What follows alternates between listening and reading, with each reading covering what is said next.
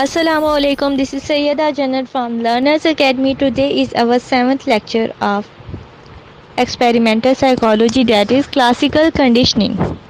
Okay. What is classical conditioning? Classical conditioning is a learning process in which we respond on the basis of stimulus.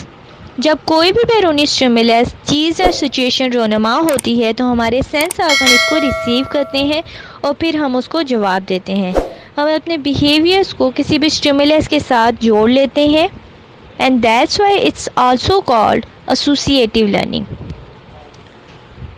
Okay, Ivan Pavlov is the pioneer of classical conditioning. He was born in 1849 in Russia.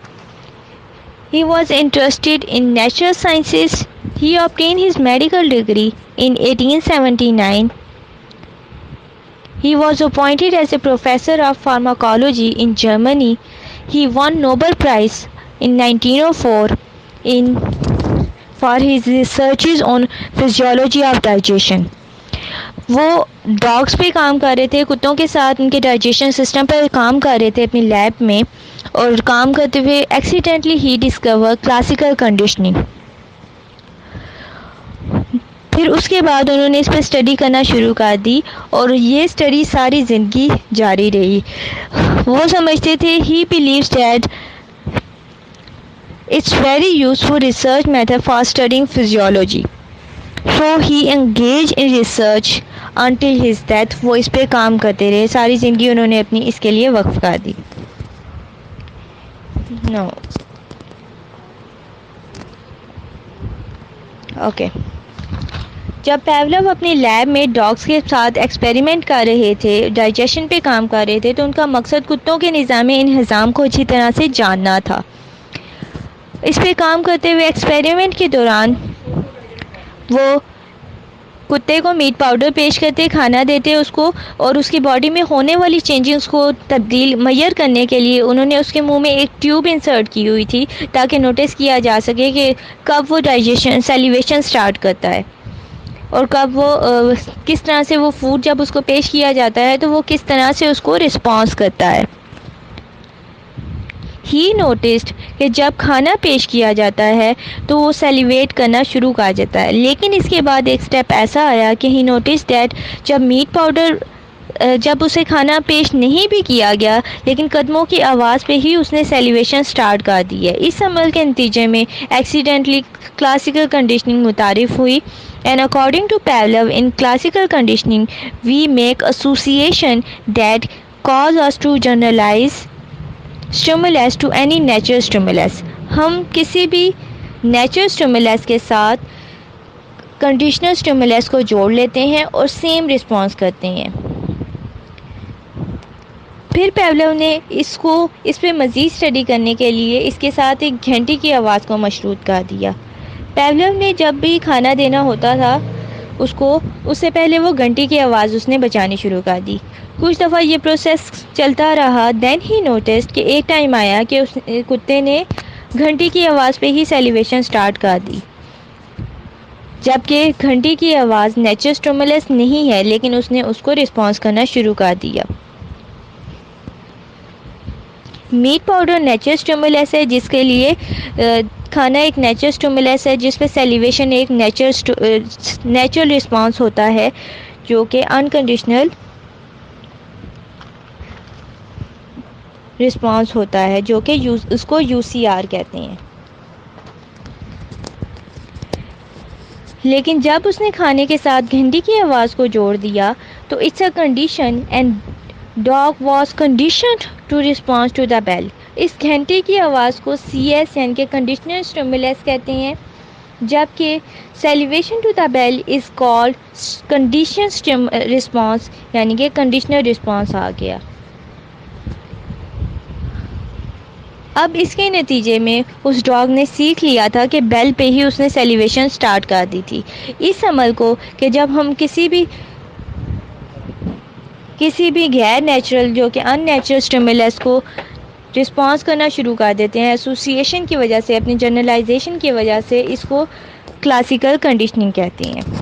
हम अपनी रोज़मर्रा ज़िंदगी में बहुत से stimulus को अपने रवैयों के साथ मुंसलिक कर लेते हैं.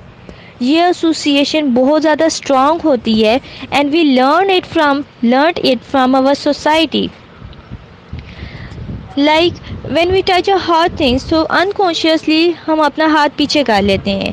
It's over learning from the society, کیونکہ اگر ہم ادھر ہی رکھیں گے اپنا ہاتھ تو اٹ کین بی برن اور اٹ کین بی ہرٹفل.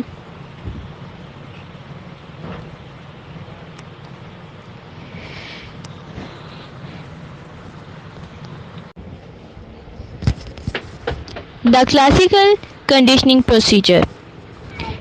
فوڈ, جب کھانا پیش کیا جاتا ہے جو کہ ایک انکنڈیشنل اسٹیمولس ہے, نیچرل اسٹیمولس ہے, اس کو کھانے کو پیش کیا جاتا ہے تو اس پر سیلیویشن ہونا شروع ہو جاتی ہے. کھانے پر سیلیویشن ہونا ایک انکنڈیشنل رسپانس ہے جو کہ UCR کہلاتا ہے.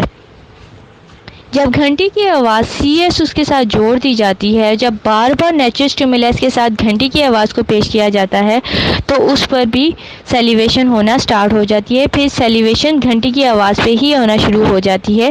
گھنٹی کی آواز ہمارے پاس CS یعنی کہ کنڈیشنل اسٹیمولس کہلائے گا.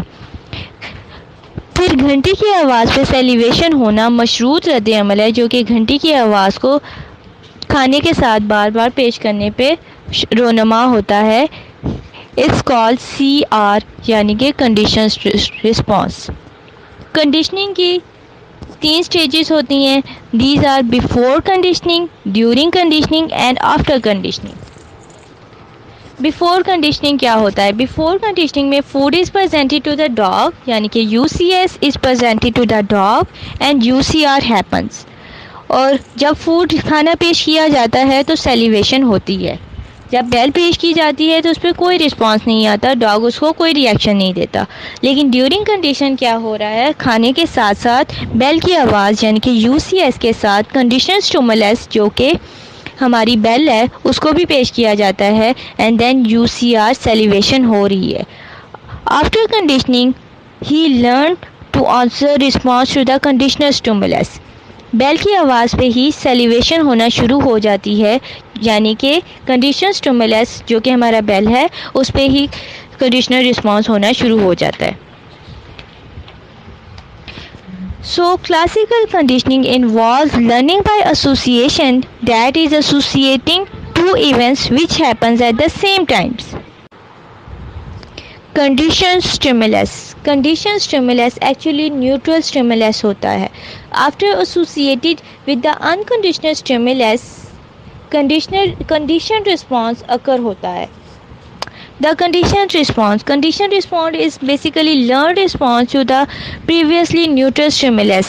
جب کوئی بھی نیچرل stimulus کا رسپانس کسی کنڈیشن کے ساتھ جوڑ کر رسپانس کیا جاتا ہے تو اسے کنڈیشنل رسپانس کہا جاتا ہے. جیسے کہ ایکسپیریمنٹ کے دوران آفٹر کنڈیشننگ کتے نے لرن کر لیا تھا کہ اس نے بیل کی آواز پہ ہی سیلیویشن سٹارٹ کر دینی ہے. It's called conditioned response CS. So it's learned response of the dog that he learn from the conditioning. Next is our principles. There are several principles of conditioning. Extension is a stimulus. Conditioned stimulus is repeatedly presented without the unconditioned stimulus, then the conditioned stimulus will disappear. جب کسی بھی stimulus کو conditioned stimulus کو بار بار natural stimulus کے ساتھ present نہیں کیا جاتا تو کنڈیشن رسپانس بھی ڈس اپیئر ہونا شروع ہو جاتا ہے. یعنی کہ ہم کتے کو بار بار پہلے اسے سکھایا جا رہا ہے کہ گھنٹی کی آواز پہ سیلیویٹ کرنا ہے, گھنٹی کی آواز پہ سیلیویٹ کرتا ہے اور پھر اسے کھانا پیش کیا جاتا ہے. لیکن ایکسٹینشن کے عمل میں ہم اس گھنٹی پہ جا رہے ہیں اور کھانا پیش نہیں کر رہے, کھانا نہیں دے رہے. جب یہ عمل بار بار دہرایا جائے گا تو dog will learn it that اس کو اب گھنٹی کی آواز پہ سیلیویٹ نہیں کرنا. It's called extension. Stimulus generalization. Stimulus generalization is same stimulus کو same response دینا. مطلب جب جیسے ہم نے کتے کو ایک گھنٹی کی آواز پہ میٹ پاؤڈر دیا اور اس نے سیکھ لیا کہ جب گھنٹی کی آواز گھنٹی کو بجایا جائے گا when bell is ringing then اس کو سیلیویٹ کرنا ہے، وہ سیلیویشن سٹارٹ ہو جاتی ہے اس کی.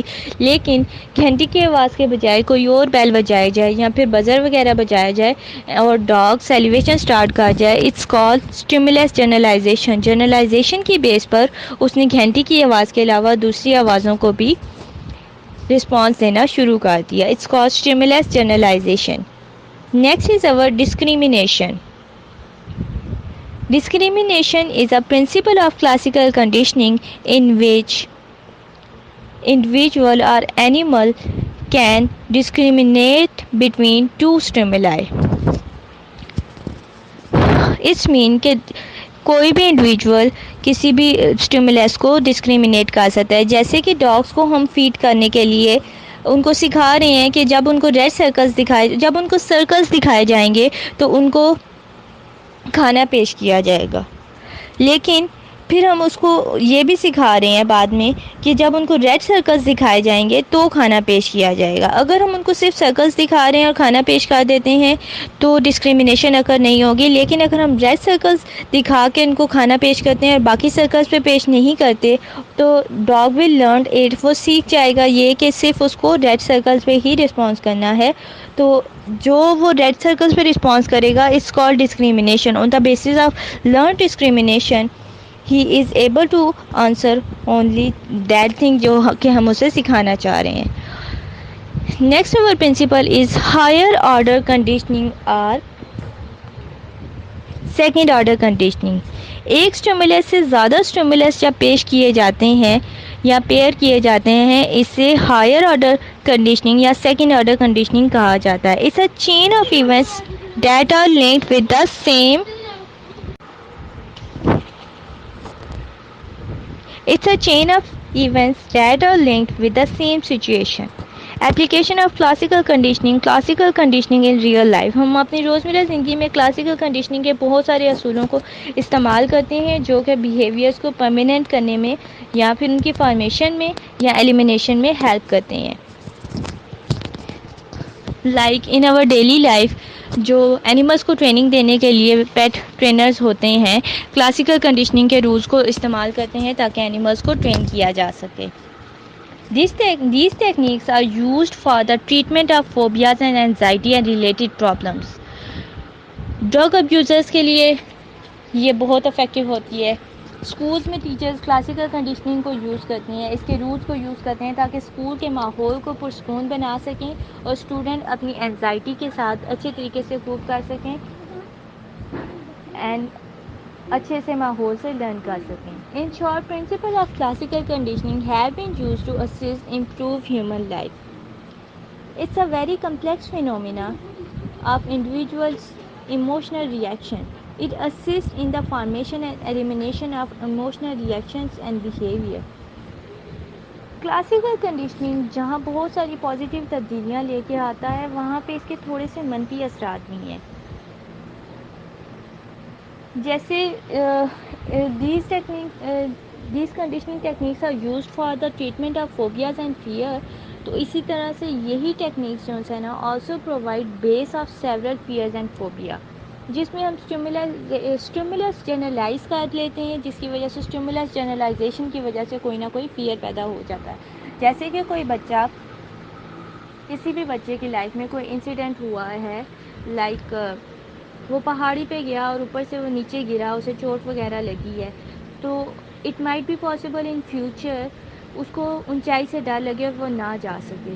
تو یہ فیئر یا فوبیا کو کم کرنے کے لیے کیونکہ اس نے جنرلائز کر لیا ہے کہ وہ اوپر جائے گا اور وہ گر جائے گا اور اس کو چوٹ لگ جائے گی تو یہ فوبیا اس کی لائف میں فیئر پیدا ہو گیا کہ وہ اونچائی پہ نہیں جا سکتا. اس کو ختم کرنے کے لیے بھی ہم جو سا ہے کلاسیکل کنڈیشننگ کی کچھ ٹیکنیکس یوز کرتے ہیں. There are variety of techniques in classical conditioning جو کہ بہت ساری ٹیکنیکس ہیں ہم یوز کرتے ہیں like systematic desensitization deep breathing progressive muscles relaxation aversion techniques.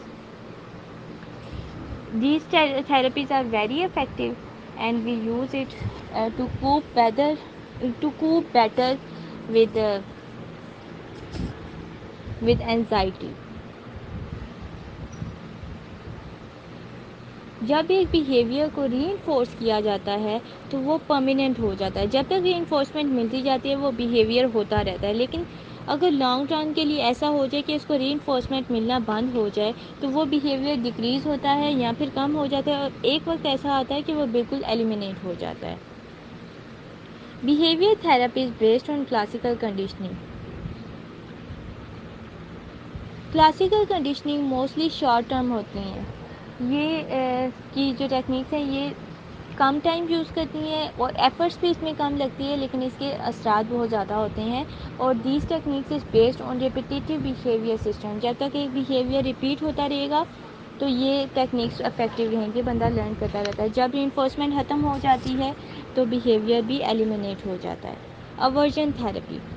Aversion therapy is a psychological therapy that is designed to eliminate. This therapy is mostly used with the people with addictive behavior like alcohol, drug addict and smokers وغیرہ کے ساتھ یہ use کی جاتی ہے. Systematic desensitization. Systematic desensitization is a behavioral therapy technique which is developed by Wolf in 1950, and it is useful for treatment of phobias and fears. This therapy aims to remove fear and phobia and substitute a relaxational response to the conditioned stimulus. اس کا مقصد یہی ہوتا ہے کہ جو بھی fair یا پھر اینزائٹی پرووکنگ سچویشن ہوتی ہے اس میں بندے کو ریلیکس کیا جائے. ڈیورنگ دس ٹیکنیک کچھ اینزائٹی ایووک ہوتی ہے, لیکن وہ وقت کے ساتھ ساتھ بالکل ختم ہو جاتی ہے, اور پھر individual is able to deal with that situation. And اگر اس کو پہلے جیسے اونچائی سے ڈر لگتا تھا تو now he will be able to climb for climbing. اب وہ اوپر جا سکتا ہے, کہیں بھی فلائنگ کر سکتا ہے, et cetera. So its aim remove fear and phobia from the individual. It's all about our today's lecture. Thank you.